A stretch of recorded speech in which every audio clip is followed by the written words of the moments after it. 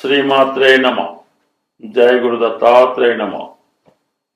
ఈ వీడియోలో మనం కర్కాటక రాశి వారికి శ్రీ పరాభవనామ సంవత్సర ఉగాది ఫలితాలు తెలుసుకునే ప్రయత్నంలో ఈ రాశి వారికి ఆదాయం 2, వ్యయం 11గా ఉండడం జరిగింది. రాజపూజ్యం 4, అవమానం 7. అందువలన ఈ రాశి వారు వ్యయం ఎక్కువగా ఉంది కాబట్టి ఏదైనా ఇల్లు కట్టుకోవడం కానీ, పెళ్లి చేయడం కానీ, ఏదంటే మీ సంతానాన్ని చదువు నిమిత్తం విదేశం పంపడం కానీ, ఇలాంటి పెద్ద బడ్జెట్ పెట్టుకుంటే మీకు ఆ వ్యయం అన్నది సరిపోతూ ఉంటుంది. ఇక అవమానం 7గా ఉంది కాబట్టి అది కూడా కొంత ఎక్కువే రాజపూజ్యం కన్నా. ఎవరికన్నా మాట ఇచ్చే ముందు మనం ఎంతవరకు చేయగలం అని ఆలోచించేస్తే సరిపోతుంది తప్ప అప్పుడు మీకు ఏ అవమానం ఉండదు, పైపించి ఇంకా గౌరవం పెరుగుతూ ఉంటుంది. అయితే ఈ గోచార ఫలితాల్లో సంవత్సర ఫలితం కాబట్టి మనకి ఈ కర్కాటక రాశి వారికి బాగా అనుకూలమైనటువంటి గ్రహం గురుగ్రహం, ఎంతో కొంత మీకు అనుకూలించే గ్రహం కేతు గ్రహం. ఈ 2 గ్రహాలు కూడా రాశికి ఇరువైపులా ఉండడం జరిగింది. అంటే మీకు గురువు 12వ స్థానంలో ఉండడం వల్ల ఈ సంవత్సర ప్రారంభం నుంచి జూన్ 1వ తారీఖు వరకు రుజుమార్గంలో ఉన్నటువంటి గురువు 12వ స్థానంలో సంచరిస్తూ ఉంటాడు.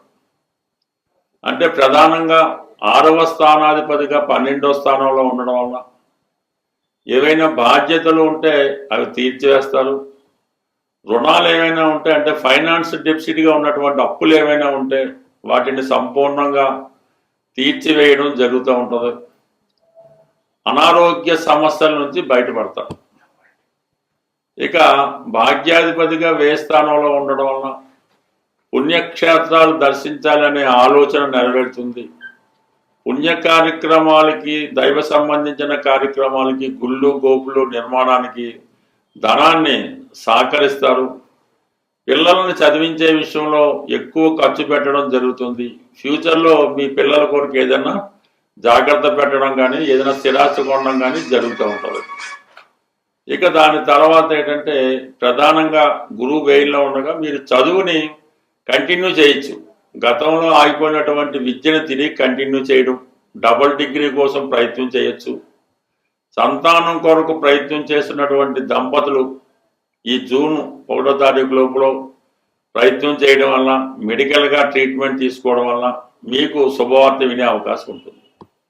అయితే జూన్ 1 నుంచి అక్టోబర్ 31 మధ్యలో ఉన్నటువంటి గురువు రాశి యందు సంచారం హంస మహాపురుష యోగం అనే పంచమహాపురుష యోగం ఏర్పడుతుంది. జాతకుడికి అప్పుడు దాకా ఉన్నటువంటి బలహీనతల నుంచి బయటపడతాడు. చిన్న చిన్న బలహీనతలు కానీ, బ్యాడ్ హ్యాబిట్స్ ఉంటే వాటి బయటపడతాడు.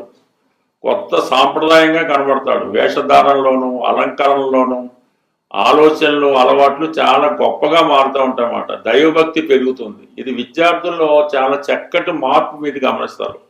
గతంలో బద్ధకంగా చదవకుండా టైం వేస్ట్ చేసిన వాళ్ళు ఇప్పుడు ఎర్లీ మార్నింగ్ లేచి చక్కగా సాంప్రదాయంగా కనబడటం జరుగుతూ ఉంటుంది.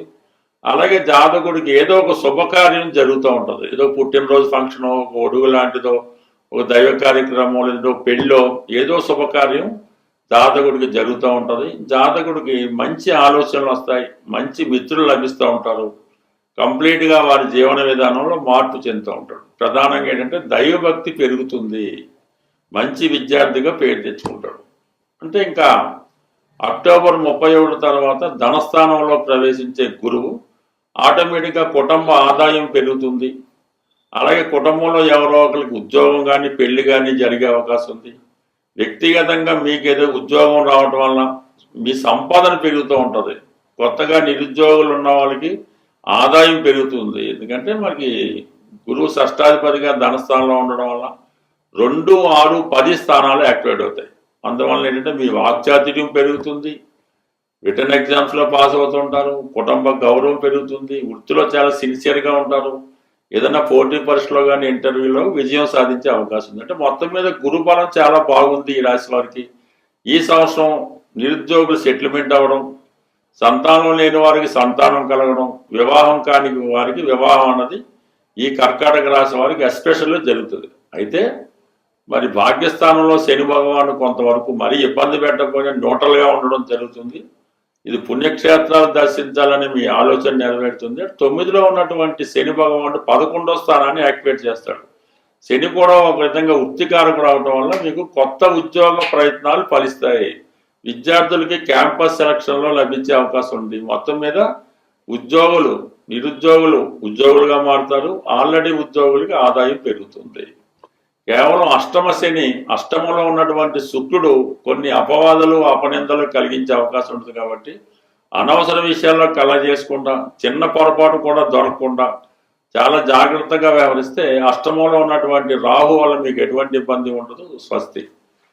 ఏదైనా మనకి గ్రహాలు ప్రతికూలంగా లేనప్పుడు ఆ గ్రహాల్ని సంతృప్తిపరచడానికి మనం సనాతనంగా ఆచరిస్తున్నటువంటిది నవరత్న ధారణ.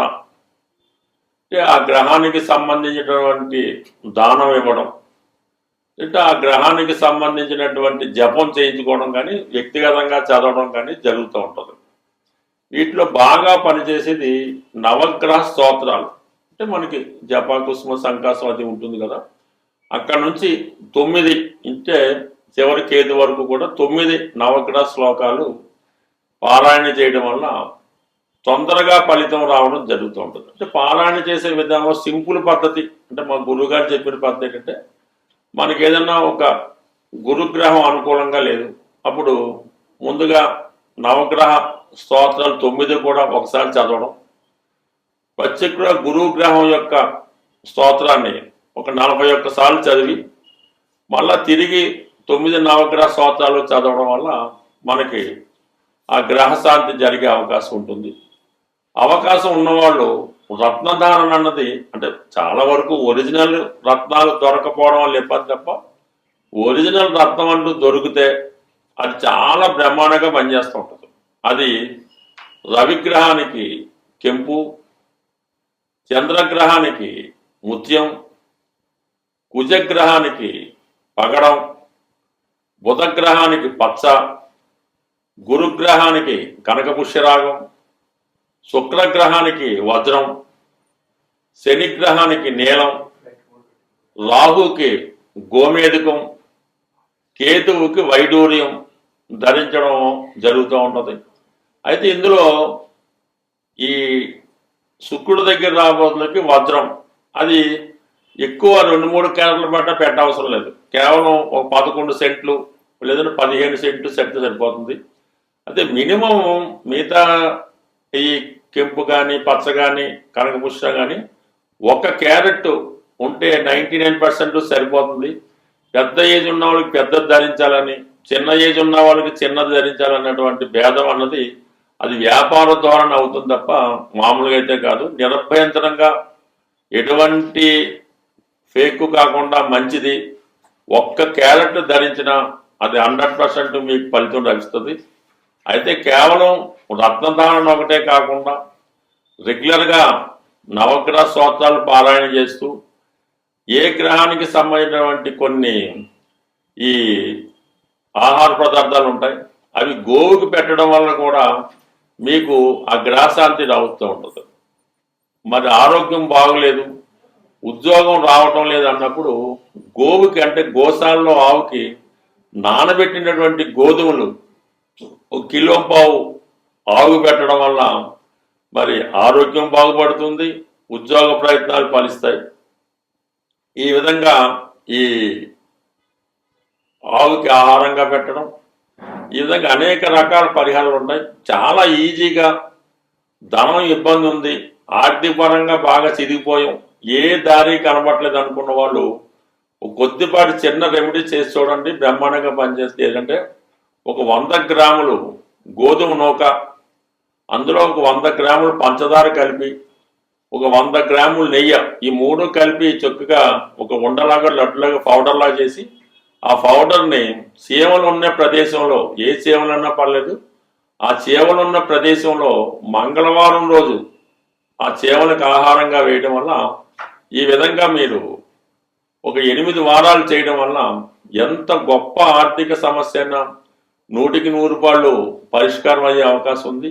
బట్ ఏదైనా ఇందులో నమ్మకం అన్నది వెరీ ఇంపార్టెంట్. మీరు ఎంత నమ్మకంతో పరిహారం చేస్తే అది అంత బాగా పనిచేస్తుంది.